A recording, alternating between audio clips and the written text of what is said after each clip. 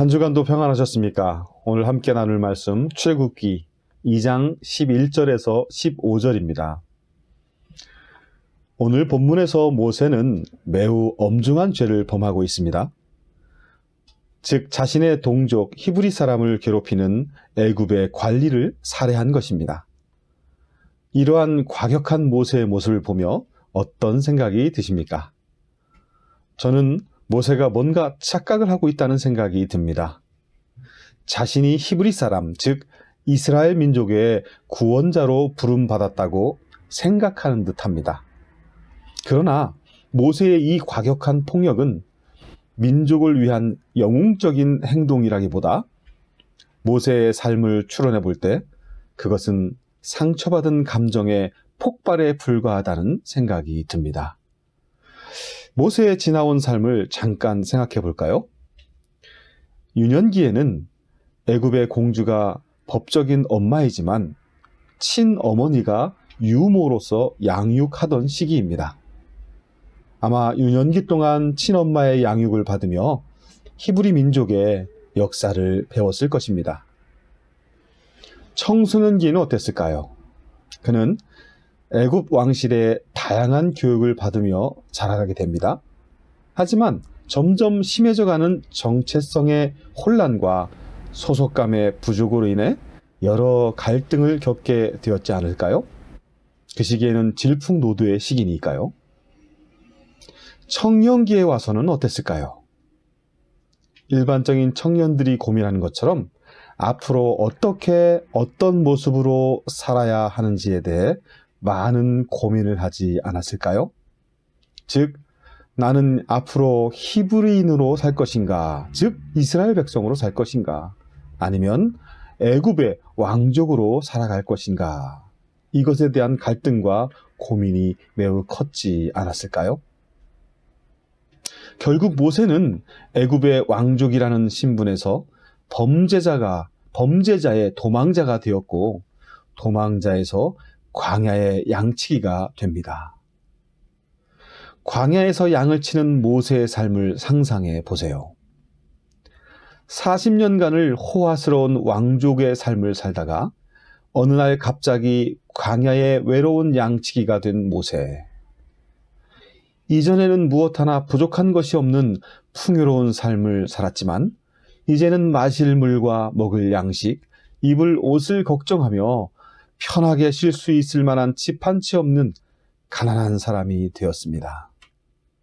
모세는 그동안 자신이 배워왔던 애굽의 엘리트 교육이 이 광야에서는 별로 쓸모가 없다는 것과 자신이 이 광야에서는 별 볼 일 없는 인간이라는 것, 그리고 자신이 이 광야에서 살아남기 위해서는 모든 것을 처음부터 배워야 하는 인생의 초보자라는 사실을 뼈저리게 느끼게 되었을 것입니다. 그와 동시에 모세는 자신이 살아왔던 이집트, 즉 애굽의 왕족으로서 생활 방식과 습관과 생각들을 하나씩 버리게 되었을 것입니다. 왜냐하면 애굽의 왕족 혹은 왕자로서의 생활 방식과 습관과 생각들을 버리지 않고서는 광야의 양치기로서의 삶에 적응할 수 없었기 때문이지요. 오히려 이전의 생활 습관과 생각들은 양치기로서의 삶을 살아가는데 방해가 되었을 것입니다. 게다가 모세는 결혼하여 자식까지 낳았기에 처자식을 부양해야 하는 가장으로서의 역할을 감당하기 위해서라도 애굽의 왕자로서의 삶의 모습은 버리지 않을 수 없었을 것입니다. 이렇게 광야에서의 모세의 삶은 애굽에서의 모든 습관과 가치관들을 버려가는 버림의 삶이었을 것입니다. 그렇게 모세는 40년의 시간들을 광야에서 지내게 됩니다. 참으로 긴 시간이지요. 여기서 우리가 깨달아야 할 것이 있습니다. 그것은 하나님께서 우월감과 열등감 사이에서 방황하며 상처투성이로 살아왔던 애굽의 짝퉁 왕자 모세를 치유하시는 방법에 대해서입니다. 하나님의 치유 방법은 애굽에서의 모든 것들을 광야에서 버리게 하는 버림의 방법이었습니다. 모세는 애굽의 모든 것을 버려야만 광야에서 살 수 있었고, 애굽의 모든 것을 버려야만 상처들을 치유받을 수 있었던 것이지요. 그래서 하나님은 모세를 광야로 인도하신 것입니다. 여러분, 우리 몸속에는 노폐물이 많이 있습니다. 그 노폐물들은 혈관을 타고 온몸을 퍼져 우리 몸에 질병을 가져오기도 합니다. 그러나 우리 몸속의 피는 온몸을 돌며 이 노폐물들을 끌어안고 콩팥으로 오게 됩니다. 그러면 콩팥은 노폐물들을 여과하여 피를 깨끗하게 한 후 다시 내보내지요. 콩팥은 그 노폐물들을 모아 몸 밖으로 배출해 버리는 매우 중요한 기관입니다. 만약 이 노폐물을 버리지 못하면 우리 몸은 망가지게 되는 것이죠. 이와 같이 우리도 우리 심령의 노폐물들을 버려야만 우리 영혼이 맑아질 수 있습니다. 그러나 많은 사람들이 마음의 노폐물들을 버리지 못한 채 살아가고 있지요. 만일 우리가 이 마음의 노폐물들을 버리지 못한 채 살아가게 되면 어떻게 될까요? 그렇게 되면 우리는 언제나 육신적인 시각과 가치관을 통해 세상을 바라보며 하나님을 바라보게 될 것입니다. 진정한 영적인 눈, 믿음의 눈으로 세상과 하나님을 바라볼 수 없게 되는 것이지요. 결국 우리는 신앙생활을 한다고 하면서도 또 하나님의 일을 한다고 하면서도 육신적인 시각과 가치관을 가지고 살아가게 되어 육신에 속한 그리스도인이 되고 마는 것입니다. 모든 것에 너무도 쉽게 좌절하며 신앙생활하는 것조차 피곤해지게 됩니다. 안식과 기쁨과 감사가 없는 삶을 살아보셨나요? 안식과 기쁨과 감사가 없는 신앙생활을 해보셨나요? 경험해 본 사람이라면 이것이 얼마나 큰 고통인지 알 것입니다. 우리를 이렇게 만들어버리는 심령의 노폐물은 무엇일까요? 다양한 것들이 있을 것입니다. 그러나 오늘 본문에 나오는 모세를 통해 발견할 수 있는 것은 바로 마음속에 있는 크고 작은 상처들입니다. 우리는 인생을 살아가면서 내 뜻과 의지와는 다르게 크고 작은 상처들을 입으며 살아가게 되지요.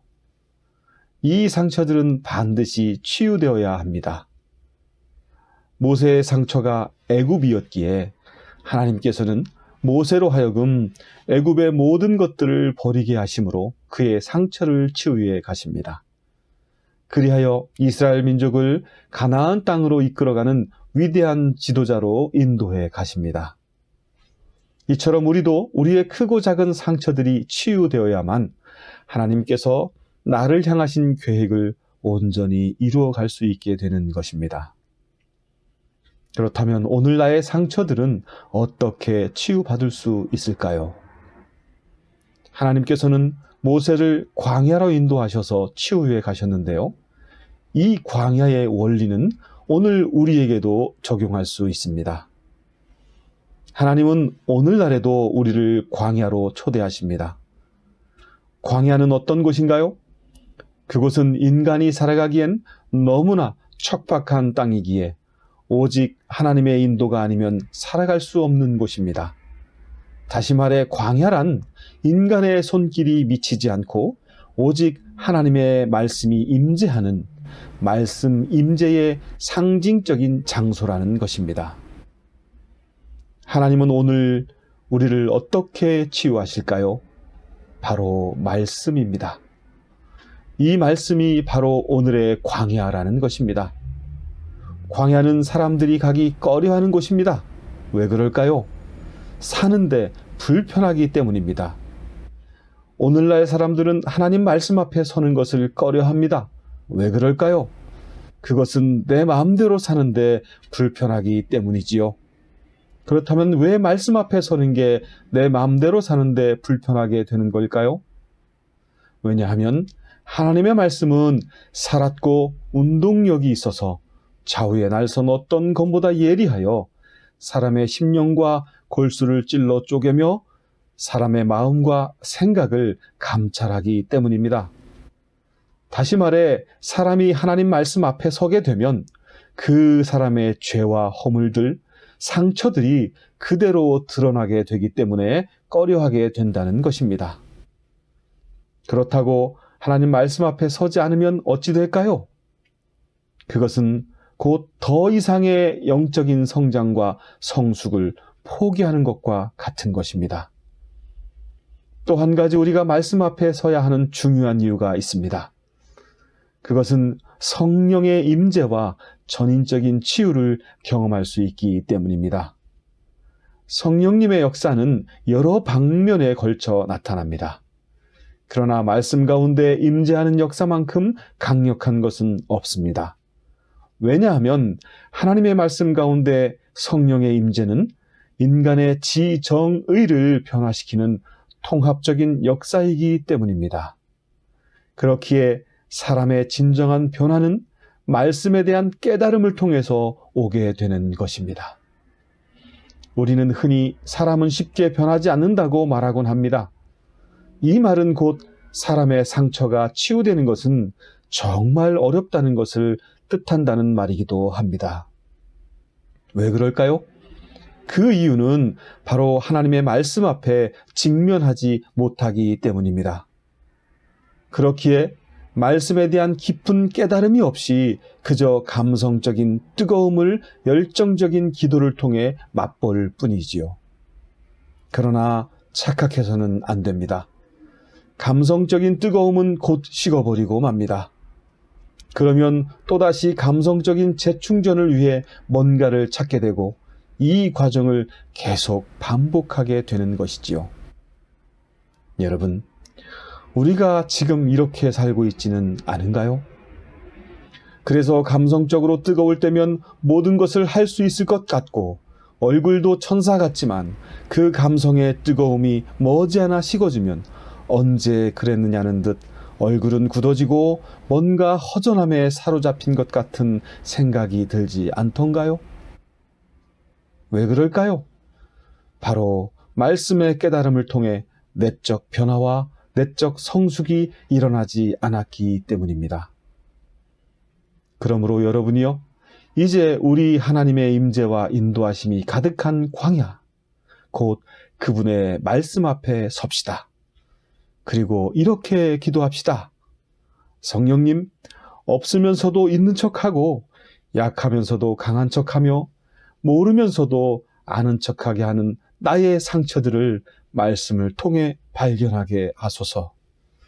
하나님의 말씀이 내 심령 구석구석을 누비며 숨겨지고 가려진 크고 작은 나의 상처들을 드러내소서.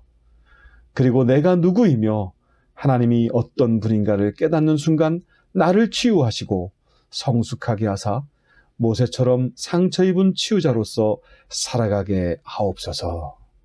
아멘. 2024년 이러한 치유의 은혜가 하나님의 말씀을 묵상하는 가운데 경험되어지는 복된 삶이 다 되시길 온 마음을 담아 축원합니다.